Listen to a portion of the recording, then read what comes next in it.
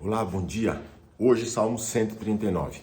E antes de entrarmos na leitura desse salmo, eu preciso mais uma vez voltar a alguns salmos para que a gente entenda tudo aquilo que foi sendo construído de entendimento até esse momento. Então, se nós pegarmos ali no 134, nós falamos sobre as obras das nossas mãos, ou seja, a nossa história enquanto vivemos nessa terra. Então, qual foi a nossa história? Falamos ali brevemente no Salmo 134.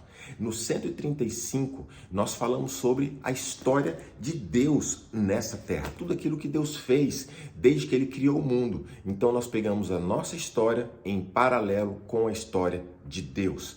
E aí, depois disso, a gente falou no Salmo 136 sobre a união dessas duas histórias. Correto? E mais do que a união dessas duas histórias, eu vou aqui relembrar brevemente. Nós falamos sobre quem é Deus. Então é como se pegássemos a nossa história, nós sabemos quem somos, nós conhecemos a nossa história. E aí pegamos a história de Deus, vamos unir as duas histórias e vamos relembrar de que Deus nós estamos falando, quem Ele é, quais foram os seus feitos, para que fique muito claro para nós quem são as duas partes envolvidas aqui. E olha o que o texto vai dizer.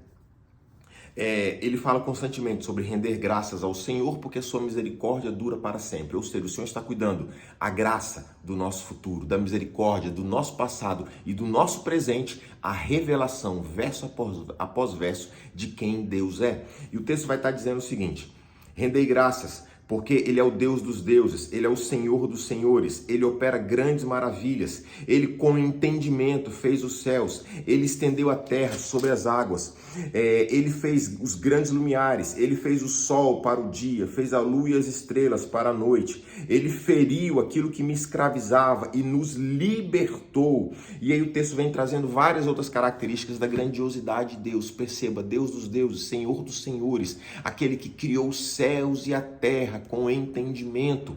É dele que nós estamos falando.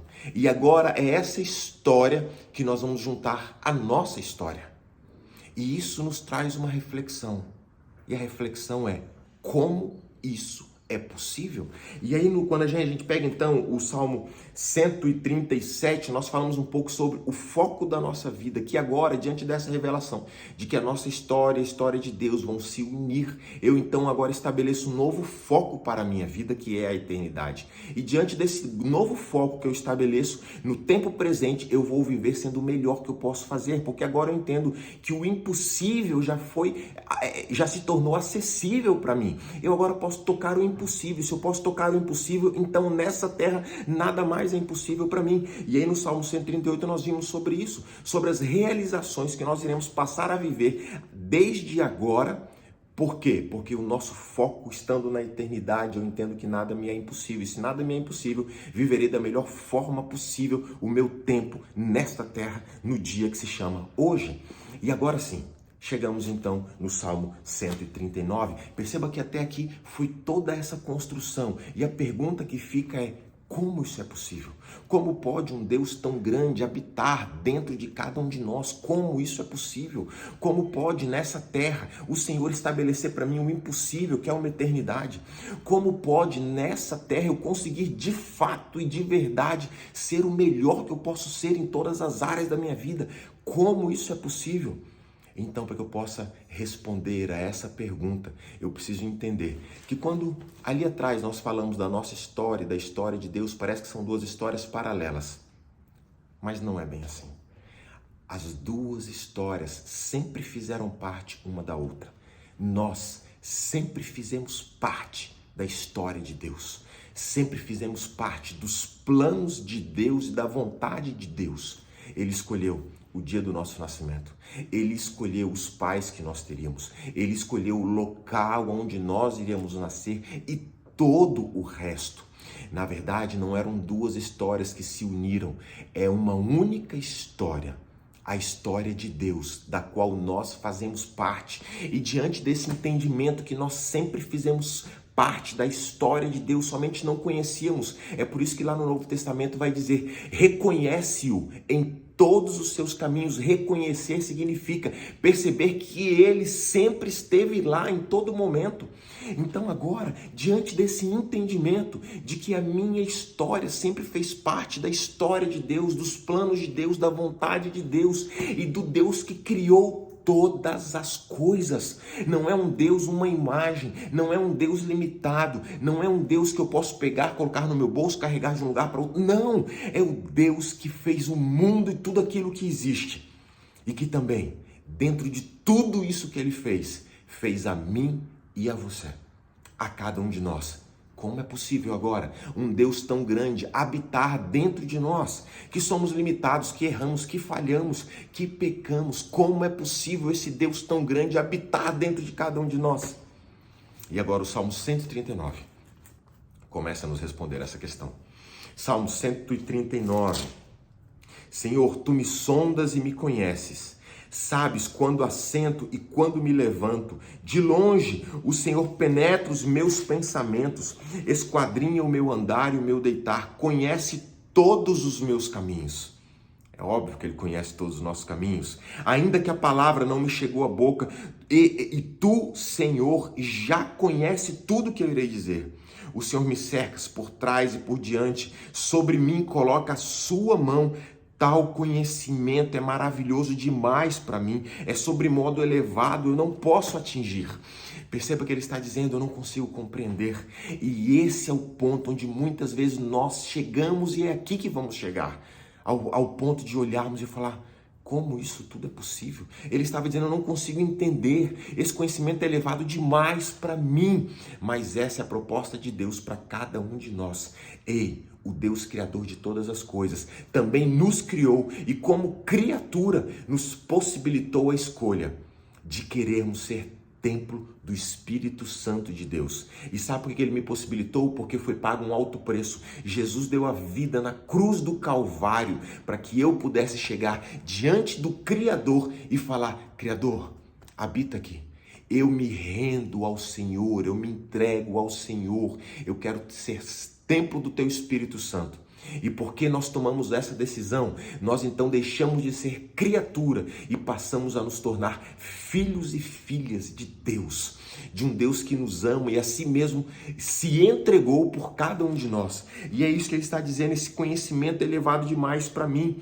Para onde me ausentarei do teu Espírito? Para onde fugirei da tua face? Ele está dizendo: não existe lugar nenhum sobre a face da terra aonde o Senhor não me encontre. Ele veio nos encontrar, ele veio nos buscar, porque um dia ele planejou a vida de cada um de nós. Aonde você nasceu? Em que lugar, em que cidade você nasceu? Em que ano, que dia você nasceu? Pense no dia do seu nascimento. Ele foi lá se encontrar com você. Ele foi lá naquele dia, naquele local, independente de toda e qualquer circunstância que possa ter acontecido ali naquele momento. Ele estava lá e ele foi se encontrar contigo. Para onde me ausentarei do teu Espírito? Para onde fugirei da tua face? Se eu subo aos céus, lá o Senhor está. Se faço a minha cama no mais profundo abismo, lá eu sei que o Senhor também está. Em toda e em qualquer circunstância, enquanto vivemos nessa terra até o dia de hoje, em todo momento o Senhor esteve conosco.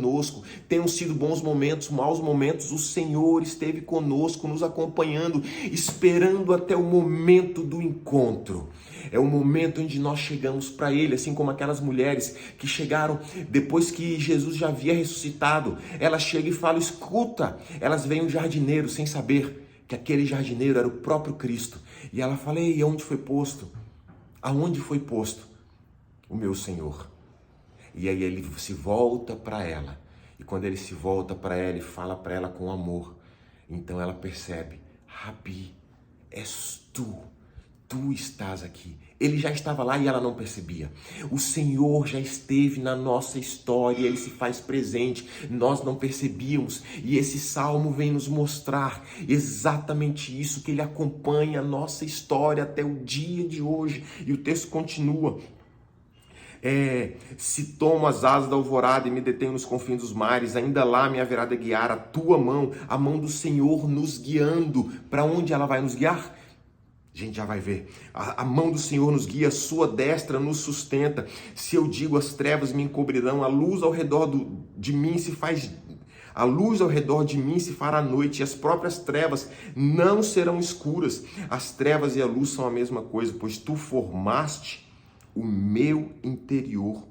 Tu me teceste no seio da minha mãe, no interior, no útero da nossa mãe, o Senhor fez a cada um de nós. O que o salmista está dizendo? Quando ele olha para a nossa história nessa terra, a história de Deus, ele percebe que não foi um acaso. O Senhor planejou cada dia, cada momento, cada instante, ele planejou e ele estava ali conosco. O problema é que ao longo das nossas histórias, nós olhamos para os momentos difíceis, as dores, as perdas, as tribulações, olhamos para tudo isso e pensamos, Deus não estava presente. Não, é o contrário, justamente por ele estar presente foi que nós passamos por todas essas coisas, porque ele estava presente conosco. E é isso que Davi agora, espantado, olha para tudo isso e ele fala, Senhor, quem somos nós para que o Senhor faça isso conosco? No entanto, o Senhor nos fez e nos formou no ventre da nossa mãe. Graças te dou, visto que por um modo assombrosamente maravilhoso me formaste. Ele mal acha palavras para descrever. Ele fala, foi algo assombroso a forma com a qual o Senhor nos fez. Não encontro palavras, é maravilhoso demais. As tuas obras são admiráveis. A minha alma sabe muito bem. Os meus ossos não te foram encobertos quando no oculto fui formado e fui entretecido nas profundezas da terra. Nas profundezas da terra. Perceba, Deus não formou a terra, Deus não criou a terra. Ele está dizendo, a minha origem está nas mãos do Criador. O Senhor, assim como formou a terra, também me formou. Tudo era uma história só, tudo era uma coisa só. Todo faz parte de um mesmo plano. Formou a terra e da mesma forma o Senhor formou a cada um de nós. O texto continua, os teus olhos me viram, a substância ainda informe. No teu livro foram escritos todos os meus dias, quando ainda nenhum deles escrito e determinado, quando ainda nenhum deles tinha sido escrito ou determinado, quando nenhum deles ainda havia. Que preciosos para mim, ó Deus, são os teus pensamentos, como é grande a soma deles. Se contasse, excedem os grãos de areia. Contaria sem jamais chegar ao fim. E aí, o que essa história está nos mostrando? Davi então olha para essa situação e ele agora está de uma forma maravilhado. Ele fala, é verdade, não tem como esse Criador tão grande habitar dentro de uma criatura, mas foi o plano dele, foi a vontade dele, foi ele que quis assim, ele fez e ele formou a cada um de nós. Absolutamente nada fugiu ao plano e à vontade de Deus. E agora, o que eu vou fazer diante disso? Uma coisa só, eu vou completar a carreira, eu vou terminar até o fim essa corrida, não importa como eu cheguei aqui. E agora eu me lembro de duas situações. Vocês se lembram nas Olimpíadas de 1986, uma moça chamada Gabriela, ela começou a ter contrações no seu corpo, contrações, e quando ela entra no estádio, na volta final para concluir a maratona, naquele momento ela em contrações, a equipe médica vem até ela, e quando a equipe médica vem, o primeiro médico que vem à frente não permite que os outros médicos toquem. Se ela for tocada por algum médico, a corrida dela acaba. Aquele médico, o primeiro que chega, vem e começa a falar com ela, começa a conversar com ela, trazer palavras de ânimo, de consolo, como que dizendo, continua, não se preocupa com mais nada. Eu estou aqui, você vai terminar. Ela queria terminar, ela não queria ser tocada, ela não queria que a prova dela acabasse antes da hora. Depois, em 1992, um outro atleta, Derek, o nome dele, e esse atleta, quando ele estava na semifinal, ele era um dos favoritos para ganhar aquela prova. Na semifinal, quando ele está no meio da corrida dele, o músculo dele se rompe, o tendão da perna se rompe, quando se rompe, ele cai no chão. Na hora que ele cai no chão, sem conseguir terminar a corrida, ele tenta se levantar, dar alguns passos e cai no chão novamente. Nessa hora,